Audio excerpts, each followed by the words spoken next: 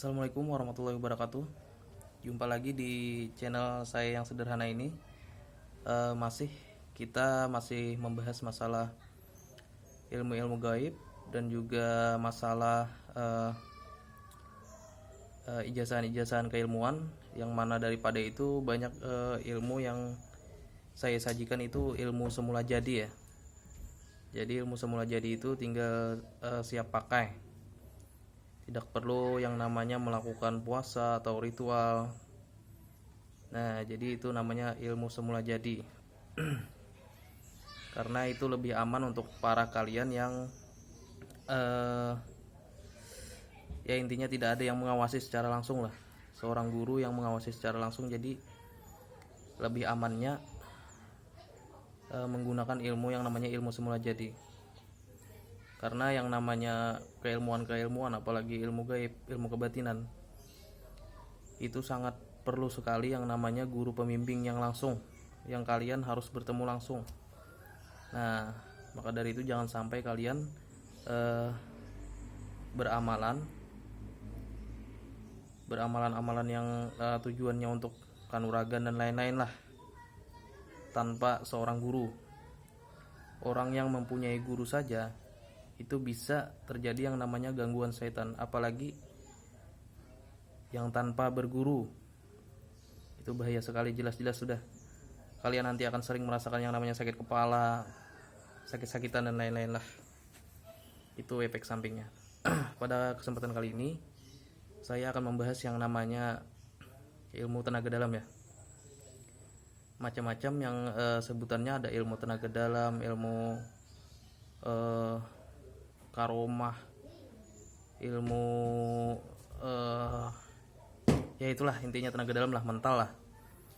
Jadi untuk ilmu tenaga dalam ini apakah itu hoax atau memang benar ada? Jadi saya akan menjawab pertanyaan di sini seputar masalah tenaga dalam, yaitu untuk tenaga dalam itu memang benar-benar ada dan bisa dirasakan, bukan hanya untuk perlindungan diri saja, tapi juga untuk pengobatan pun bisa dilakukan dengan tenaga dalam. Tapi tenaga dalam itu tidak bisa untuk sebagai atraksi ya. Jadi ini harus kalian ingat, di garis bawahi, tenaga dalam itu tidak bisa dipakai untuk atraksi. Artinya sampean mencoba peragaan di depan umum dengan orang yang acak, siapa saja itu kalian peragakan, saya yakin 99% pasti kalian akan kena. Tenaga dalam kalian tidak akan aktif. Kenapa? Karena begitu, karena tenaga dalam itu aktif apabila yang menyerang memiliki emosi atau niat jahat yang benar-benar emosi dan benar-benar niat jahat. Bukan kalau orang menyerang tanpa niat jahat, tanpa emosi, itu tenaga dalam tidak akan berfungsi. Artinya kalian akan ya bonyok lah. Bisa sih diperagakan dengan orang yang tidak belajar tenaga dalam, artinya orang yang di luar perguruan, tapi dengan syarat orang itu harus bisa mengeluarkan emosi buatan yang benar-benar emosi full lah, atau orang itu bisa mengeluarkan niat jahat yang benar-benar bisa mengeluarkannya, maka bisa dilakukan peragaan. Tapi apabila orang itu tidak ada niat jahat, tidak ada emosi, maka tenaga dalam tidak akan berfungsi. Jadi artinya, intinya adalah tenaga dalam itu adalah untuk pertahanan diri melawan kalau orang ada emosi terus juga niat jahat, itu insya Allah tenaga dalamnya akan aktif. Nah seperti itu. Kenapa orang-orang di perguruan itu bisa merasakannya? Karena orang yang menyerang itu bisa mengeluarkan emosi buatan. Mereka sudah berlatih mengeluarkan emosi buatan. Oleh sebab itu mereka bisa memperagakannya. Tapi kalau dengan orang lain yang tidak melatih emosi buatan, maka itu pasti si pemilik tenaga dalam akan kena. Seperti itu. Jadi kalau menurut saya, tenaga dalam itu tidak untuk peragaan. Dia akan berfungsi saat benar-benar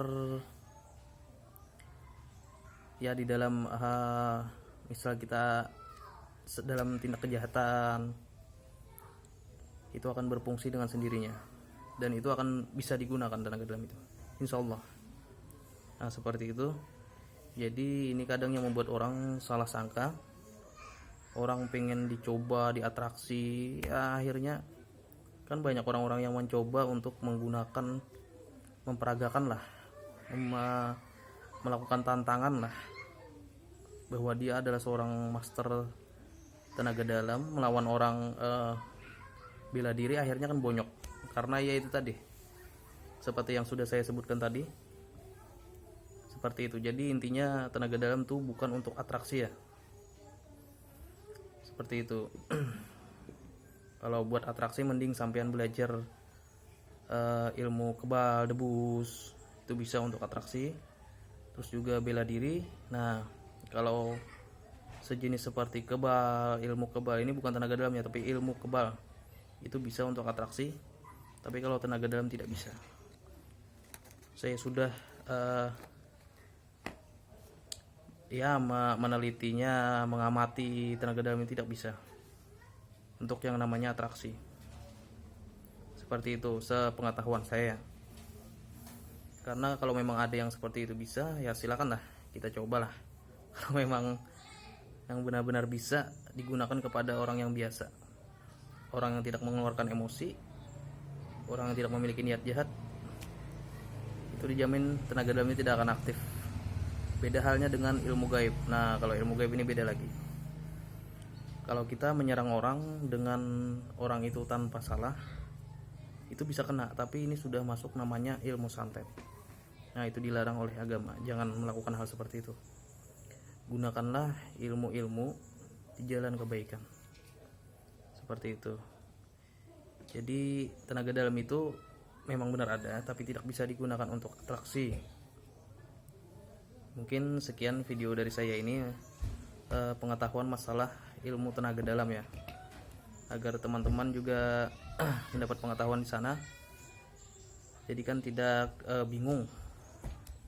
Nah sekian dari saya, semoga bermanfaat. Assalamualaikum warahmatullahi wabarakatuh.